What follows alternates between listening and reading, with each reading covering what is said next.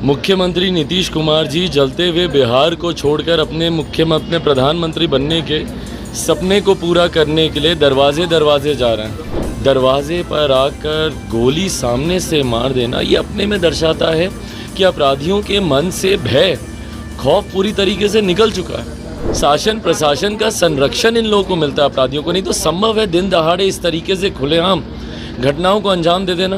भाई जिसने अपना सब कुछ खो दिया, घर परिवार का लड़का खो दिया, खाने कमाने वाला खो दिया, उसके पास बचा क्या अब? भाई गठबंधन पे हम बार बार बोलते हैं सही समय आने पर उसकी घोषणा कर दी जाए। भाई कई ऐसे विषय हैं जिनको लेकर हम लोग की चर्चाएं हुई है, उनसे खैर हमारे व्यक्तिगत भी बहुत खूबसूरत संबंध रहे। देखिए आक्रोश तो है ही ना लोगों में। हम बार बार इस बात को कहते हैं कि कोई कितनी हत्याओं का इंतज़ार करेगा।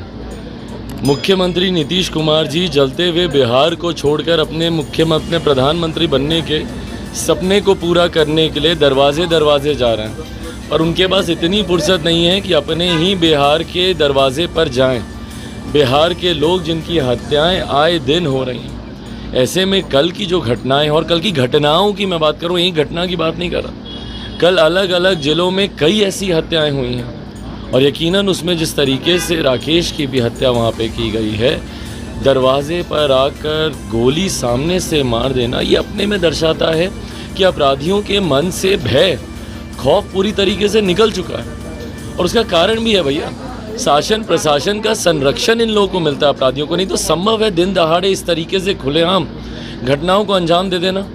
और कितने लोगों की गिरफ्तारी हुई है भाई। हम कहीं ना कहीं उत्तर प्रदेश की सरकार, उत्तर प्रदेश के मुख्यमंत्री से सीखने की सुझाव देंगे मुख्यमंत्री नीतीश कुमार जी को। ज़रूरी है उनसे सीखें किस तरीके से वहाँ पर एक के बाद एक अपराधियों को चुन कर उनको सज़ा दी जा रही है, उनको मौत के घाट उतारा जा रहा है। और यहाँ पर पकड़ना तो बहुत दूर की बात है, सज़ा देना तो बहुत दूर की बात है, उल्टा संरक्षण मिलता है अपराधियों को कि खुलेआम जाओ, जाकर दिन दहाड़े गोली चला कर आ जाओ, लोगों को मार कर आ जाओ।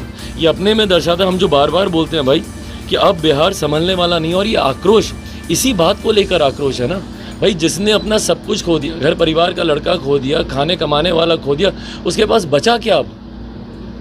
और इस दुख, इस दर्द का एहसास मुख्यमंत्री नीतीश कुमार जी को कभी हो ही नहीं सकता है, क्योंकि वो किसी पीड़ित के दरवाजे पर जाना उन्होंने आज तक ज़रूरी ही नहीं समझा।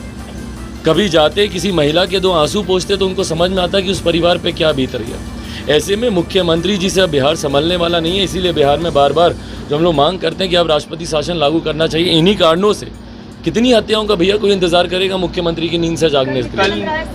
मुलाकात हुई है, आपकी लंबी बातचीत भी हुई है, क्या कुछ?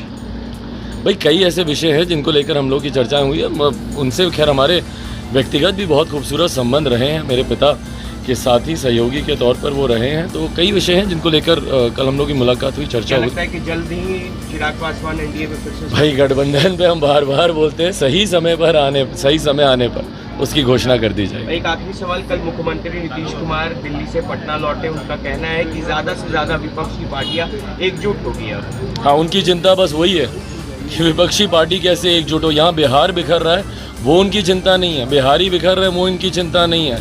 अभ्यर्थी सीटेड बीटेड आपकी नई नई नीतियों की वजह से लोग परेशान हो रहे हैं, वो इनकी चिंता नहीं है। इनकी चिंता है कि भाई विपक्ष कैसे एकजुट हो, और वो जो तस्वीर इन्होंने अपने पीछे रखी थी लाल किला की, उसकी प्राचीर पे वो कैसे किसी तरीके से धक्का वक्का पा के चढ़ जाए, बस वही उनका सपना है।